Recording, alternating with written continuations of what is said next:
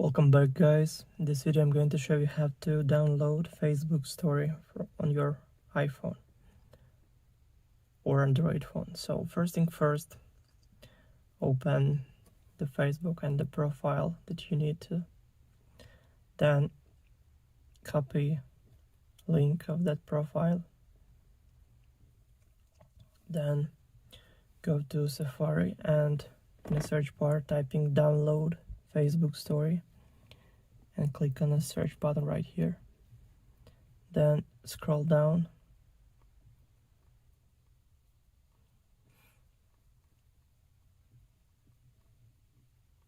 until you find bravedown.com website.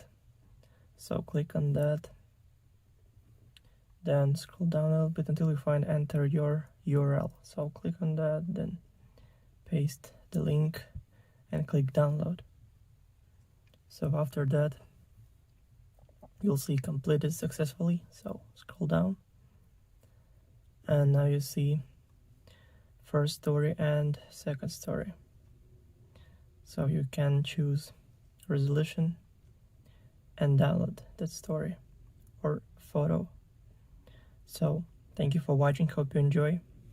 Please like and subscribe for more. Bye.